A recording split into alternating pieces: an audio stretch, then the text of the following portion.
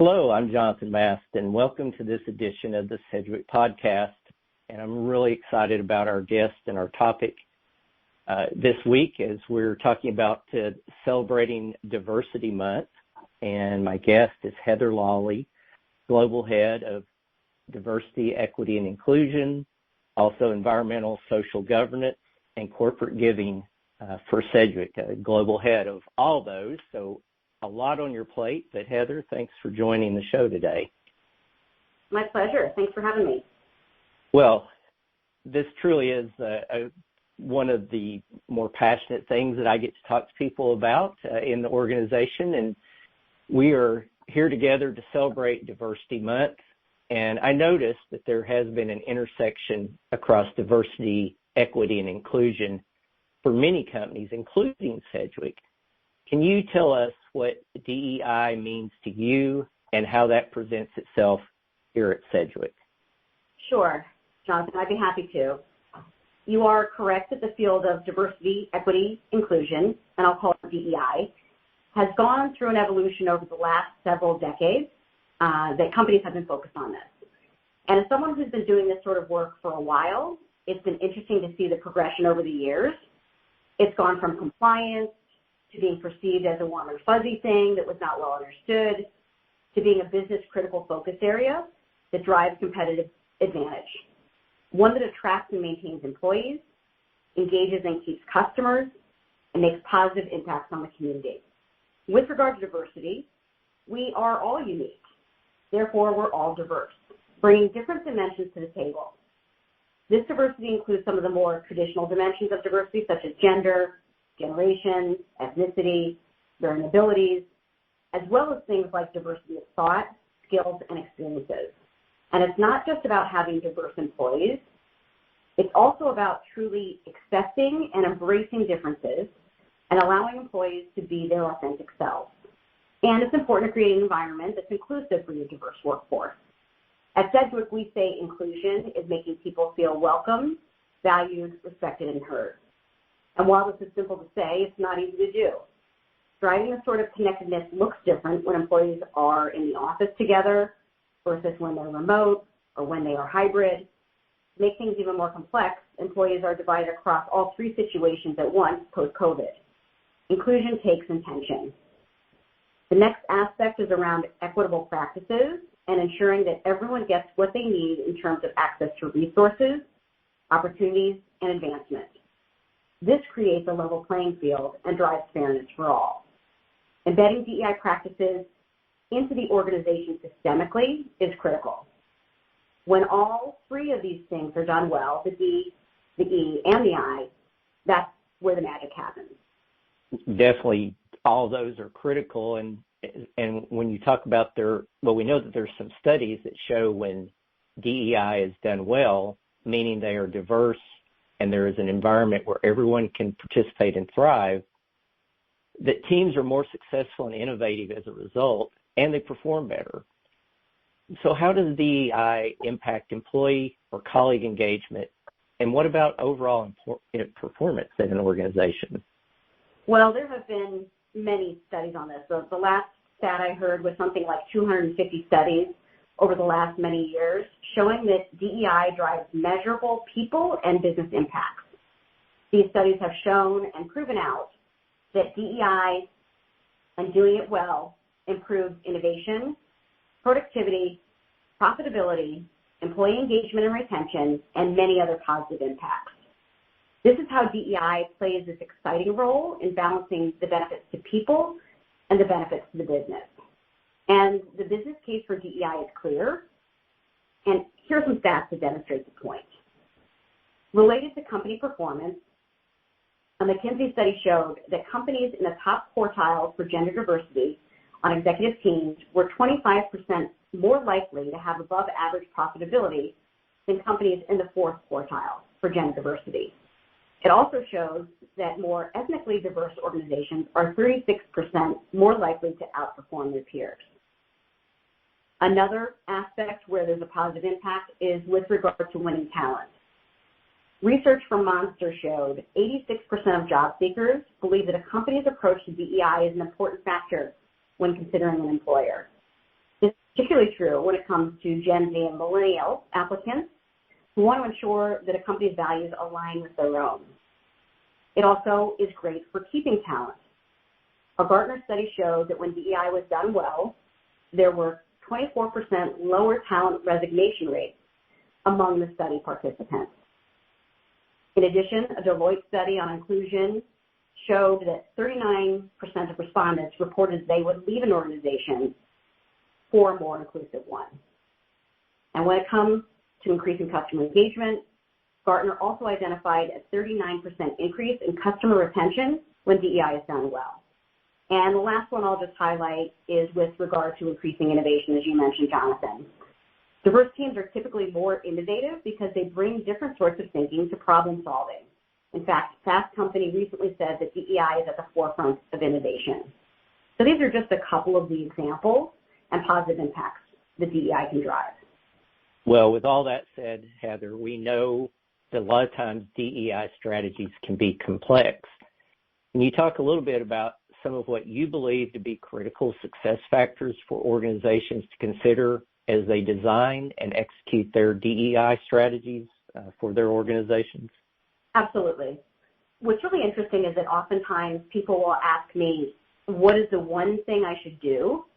But a successful DEI strategy is well orchestrated across many different opportunities at once. In addition, I believe there are several critical foundational elements to drive a successful DEI strategy. Here are some. CEO support. It's important to have the buy-off and support of the DEI strategy at the highest level of the organization. Leaders need to be genuinely committed. It's not just about talking about DEI. They need to model it. They need to walk the walk and hold their own leaders accountable. Everyone is responsible for the success of DEI. With this said, that's just the beginning as far as the top of the organization. There are many additional stakeholders who need to be engaged and brought in on the journey early to help drive impact. Enabling business and HR strategies. Many organizations operate DEI as a standalone sort of function that delivers a program here, a training there, but successful DEI strategies are designed as strategic business enablers and help the company to achieve their overall objectives. DEI has to be clear on the business problems that we're trying to solve and exist to solve them. In addition, DEI should align with your company values. Many organizations, such as Sedgwick, are purpose-driven. We have our Caring Counts philosophy at the center. DEI is a direct linkage and demonstration of our values and actions. Understand your organization and take a data-driven approach. Be sure to understand the current state of your organization in terms of diverse representation, hiring and promotion dynamics, getting feedback on what's worked and what hasn't, look at available inclusion metrics such as pulse surveys, pay parity data, among other things, to understand the root cause issues and opportunities. When you align this information with the business and people strategies as mentioned, it enables the creation of a very informed, intentional strategy. Integrating into people processes. I think this one is huge. This is really a way to ensure that DEI becomes part of a company's DNA. And one of the critical ways to drive DEI at a systemic level is to embed DEI principles into people practices such as talent acquisition, learning and development, performance and talent management, benefits, and HR operations as examples. I call it baked in versus bolted on. Enable people managers. So much of an employee's experience sits with their manager. Managers are critical to ensuring that DEI comes to life in an organization since they are the people interacting with the employee on an everyday basis, and they're the one driving people decisions. It's important to ensure that they understand and enact key DEI principles, such as managing unconscious biases, and giving them the tools and resources they need to effectively implement DEI. The last one I'll mention here is measure results. While DEI has enormous people benefits, and honestly this is one of the areas I find most compelling about this sort of work, it is also a business endeavor. So identifying key metrics, capturing results, and communicating them is important. Some things you evaluated to develop your strategy are likely the similar metrics you will continue to keep an eye on to measure progress. So really, in summary, treat DEI as you would any other business strategy. Well, it probably leads us to our next question, Heather, which is, what do you think some of the biggest challenges are that organizations face relative to their DEI strategies?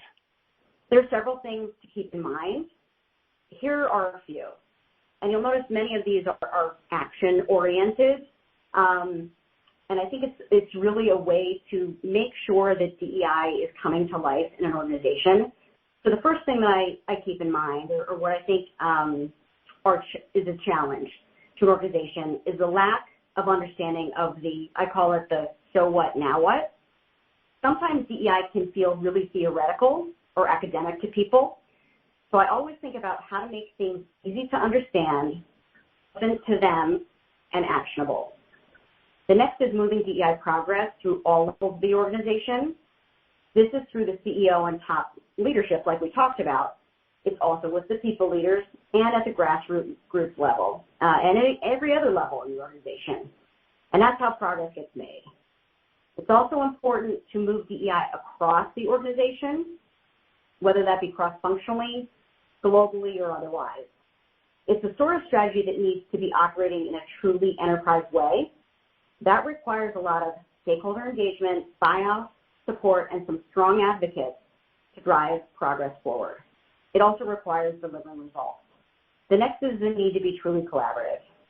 In order to be truly enterprise-wide, collaboration is critical. So much about what is done in DEI is accomplished through partnerships with people. So the ability to influence is really important. And I found the best way to accomplish this is to utilize DEI as a way to help other people achieve their own goals. For example, a particular leader may have a challenge with retention. DEI can assist them with that. Another leader may support clients. DEI can help them to better service diverse clients and their diverse needs. The next one that I really think about, and I think is really important, and it goes to diversity at its core, is not taking another company's strategy and using it as your own.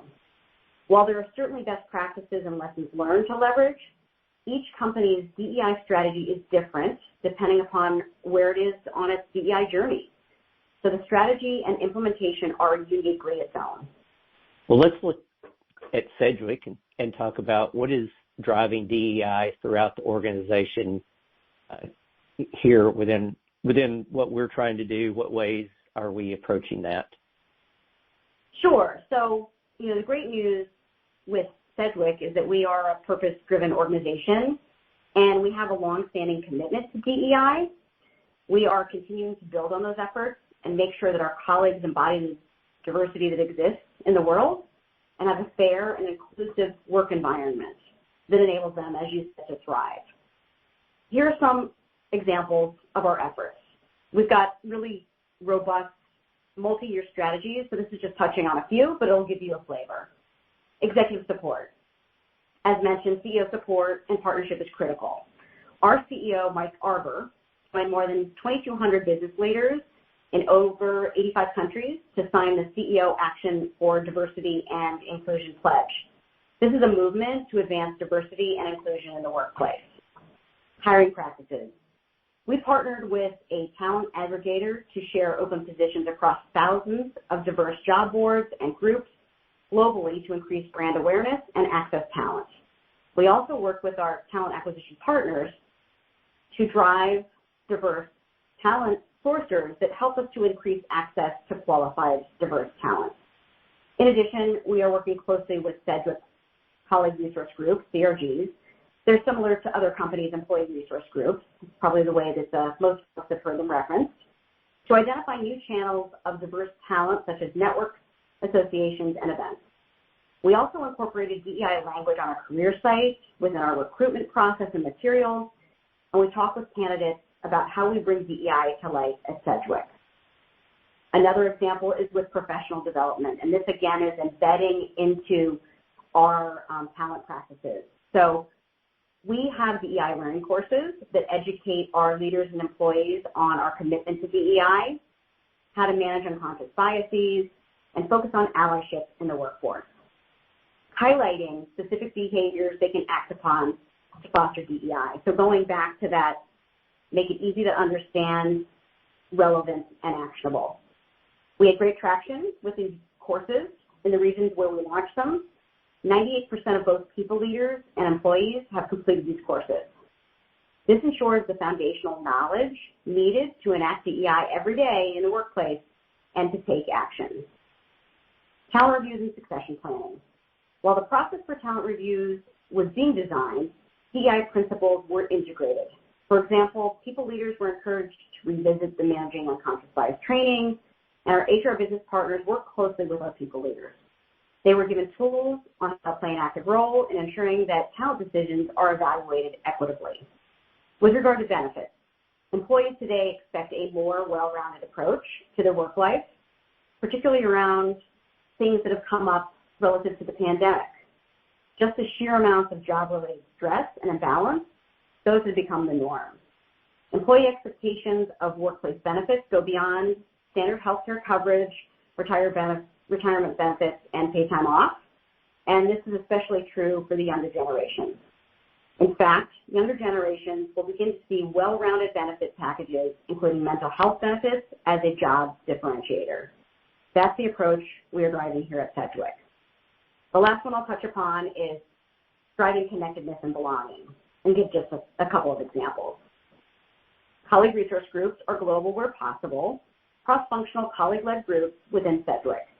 They serve as a resource for their members, foster DEI, drive positive people and business impact for the organization, and create connectedness and belonging. Another example of how we drive connectedness is that we have global observances that we celebrate together as an organization. While this sounds like a small thing, it's a way to recognize and celebrate people's uniqueness and thank our employees for what they contribute on an ongoing basis. A little bit earlier, Heather, you talked about why inclusive leaders are good for business. Can you outline and give the listeners what are some traits needed to become a good inclusive leader in a business organization? What's interesting about inclusive leaders is that they often possess the commonly identified leadership skills such as business acumen, executive presence, decisiveness, accountability, problem solving, and they also have additional characteristics that differentiate them and increase their impact.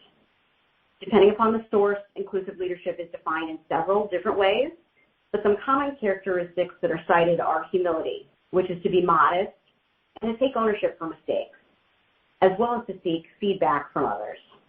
I know a senior leader who makes it a point to staff her leadership team with very capable leaders who do not have big egos.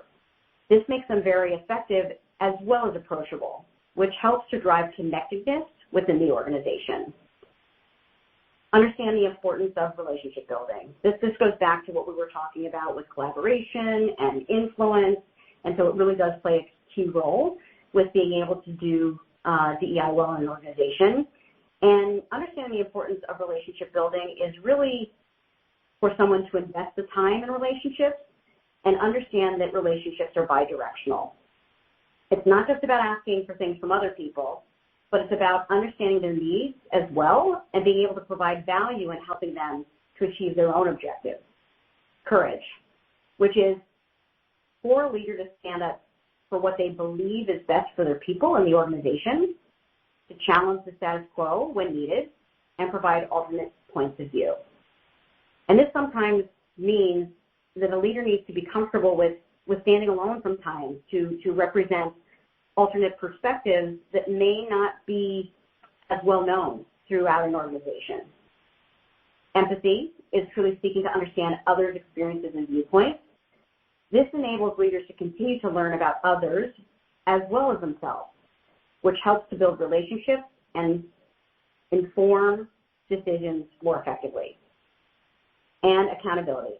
This is about holding yourself accountable, but it's also about entrusting your team members to drive their own critical thinking about situations and being accountable for their own work, all while you provide them the support they need as their leader, including things like providing context and coaching as well as additional resources to help them be successful.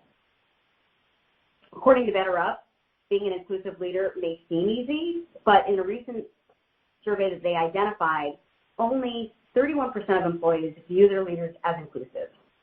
Possible reasons for this is that becoming an inclusive leader requires a shift in mindset, which takes focused attention. And while becoming an inclusive leader does take effort, the benefits to it are significant.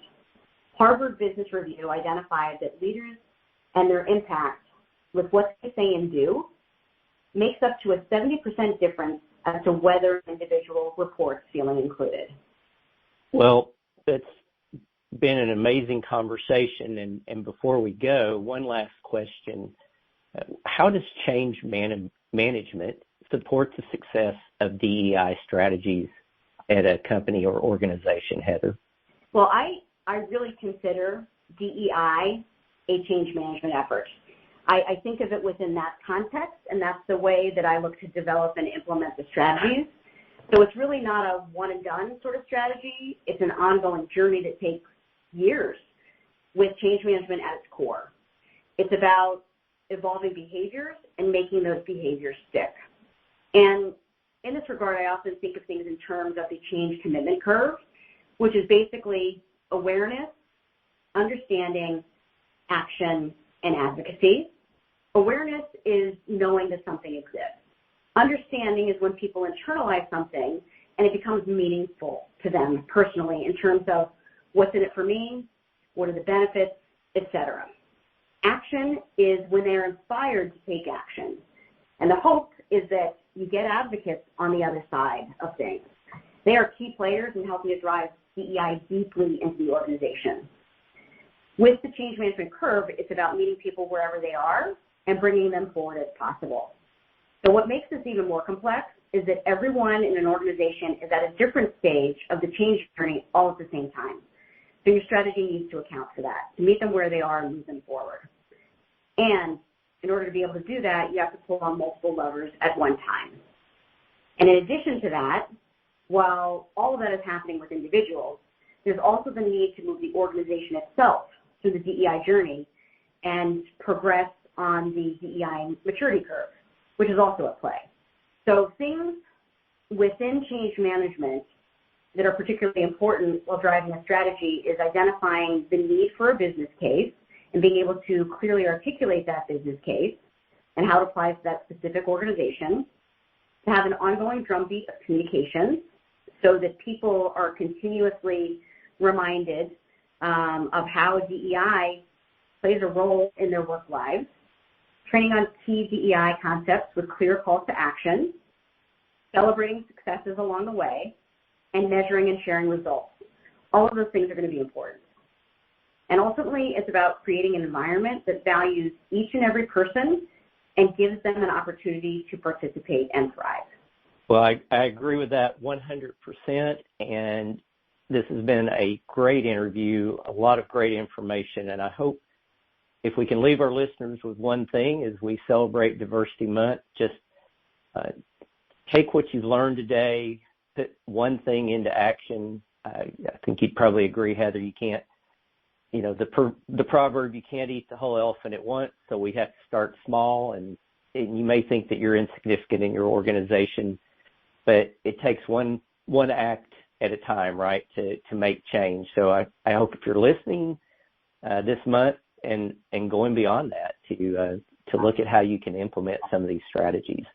So as we close out, again, Heather, thank you. Is there any particular resource you would leave our listeners with, places they can learn more about this if they wanted to dig in and do some reading before we say goodbye? I would say that there are several industry analysts who frequently do analysis on the dynamics of DEI and the business impact. So those are organizations such as McKinsey, KPMG, Deloitte, among others.